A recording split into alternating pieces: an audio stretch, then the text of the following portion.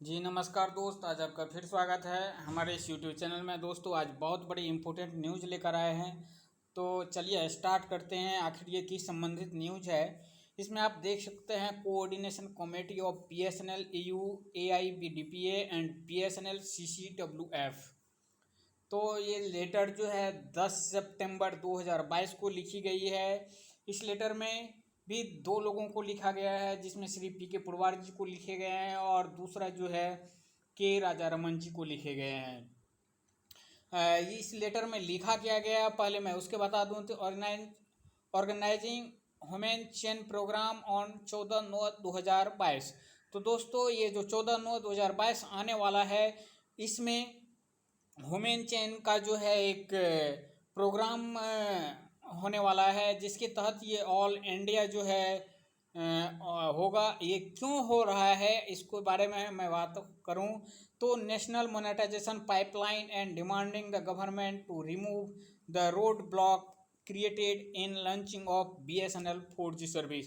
तो दोस्तों दो महत्वपूर्ण मुद्दे को लेकर ये ऑर्गेनाइज होने वाला है, ये प्रोग्राम होने वाला है, ये ह्यूमन चेन होने वाला है। पहली जो है नेशनल मोनेटाइजेशन पाइपलाइन है और दूसरा जो है BSNL का 4G अभी तक लॉन्च नहीं हुआ है। इसमें बहुत सारी बाधाएं सरकार की तरफ से दिया जा रहा है, जिसके कारण नहीं हो रहा है। तो अब हम बात करेंगे दोस्तों नेशनल मोनेटाइजेशन पाइपलाइन क्या है, और बात करेंगे दूसरा जो बात करेंगे कि BSNL 4G क्यों नहीं लॉन्च हो रहा है, सरकार की क्या मंशा है, क्या कारण है। पहले हम उस आज बहुत बड़ी कारण बताएंगे कि BSNL 4G अभी तक रोल आउट क्यों नहीं हुआ है। तो पहले हम बात करेंगे नेशनल मोनेटाइजेशन पाइपलाइन के तहत, और बात करेंगे BSNL थर्ड PRC को लेकर भी। जी हाँ दोस्तों, ये भी एक मुद्दा है, इस पर हम बात करेंगे। The government has decide hand over 14,917 mobile tower to private under national monetisation pipeline. तो दोस्तों 14,917 मोबाइल टावर जो है वह प्राइवेट के हाथों में जाने वाला है नेशनल मोनेटाइजेशन पाइपलाइन के तहत। Action is being taken on fast track basis by BSNL management to implement this decision. तो दोस्तों यह डिसीजन उसी तरह फास्ट है जिस तरह से बुलेट ट्रेन फास्ट चलती है। जी हाँ दोस्तों, जापान में जिस तरह से बुलेट ट्रेन फास्ट चलती है, उसी की स्पीड में BSNL का जो 14,917 मोबाइल टावर है उसको नेशनल मोनेटाइजेशन पाइपलाइन के तहत प्राइवेट कंपनी को दी जाने वाली है। जबकि BSNL का 4G जो है वह साइकिल की रफ्तार से भी नहीं चल रही है, बार बार वह साइकिल पंक्चर हो जा रहा है। The last year budget 2021-22 is clearly stated government will earn 40,000 crore by with handing over the mobile tower and optic fibre of BSNL and MTNL। तो सरकार ने 2021-22 के बजट में निर्णय लिया था कि 40,000 करोड़ रुपये जो है मोबाइल BSNL के मोबाइल टावर और ऑप्टिक फाइबर को बेच करके इसमें MTNL की भी जो है दोनों मिला के जो है 40,000 करोड़ रुपये जुटाएगी। Thus that become clear that government will go ahead to handing over BSNL optic fiber also the private. Its BSNL tower and optic fiber are handed over to private, then BSNL has to pay money to use its own mobile tower and optic fiber।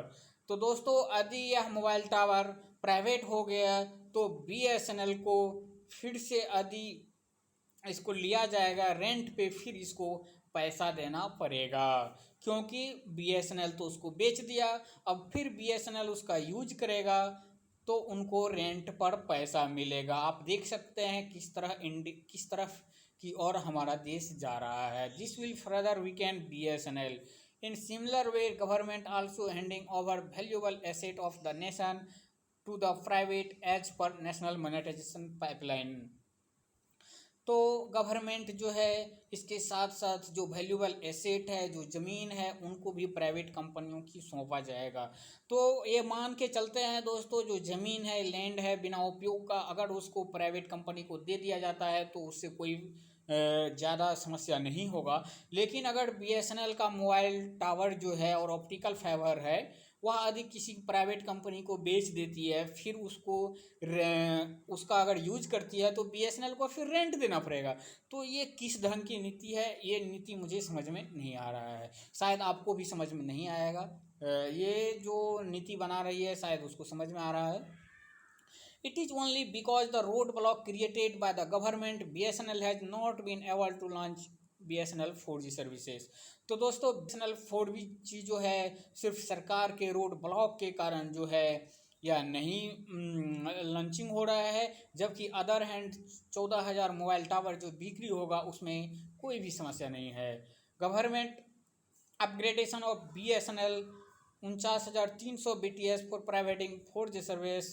The government directed that BSNL would to its 4G equipment only from Indian vendor. So this is nothing but denial of level playing ground to BSNL, since all private telecom service provider world class 4G 5G equipment from global service।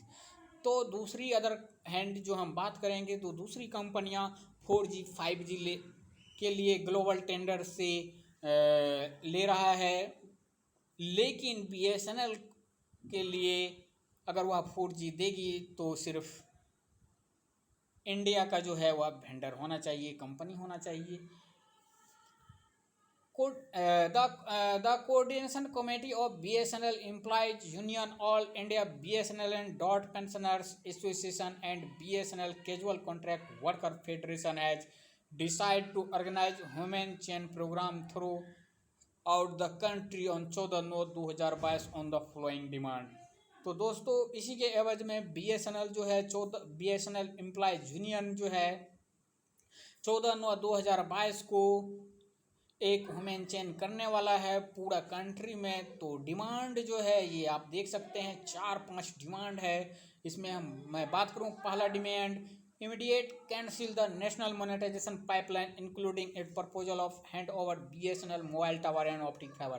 पहली मांग है दोस्तों की जो national monetisation pipeline के तहत जो BSNL mobile tower और ऑप्टिक फाइबर को बेचा जाएगा उसको कैंसिल किया जाए। Remove the road block created in launching BSNL 4G service. तो दोस्तों रोड ब्लॉक जो है उसको जल्द से जल्द रिमूव किया जाए। Allow upgradation of BSNL equipments को अपग्रेड करके जल्द से जल्द 4G लागू किया जाए। Allow BSNL to equipment from global vendor at the with the private telecom service provider. तो जिस तरह से प्राइवेट टेलीकॉम सर्विस ने ग्लोबल वेंडर से लिया है सर्विस, उसी तरह से BSNL को भी दिया जाना चाहिए। Ensure level playing ground to BSNL। तो दोस्तों ये न्यूज़ आपको कैसा लगा? अगर अच्छा लगा है तो एक लाइक का बटन जरूर दबा दीजिएगा। धन्यवाद।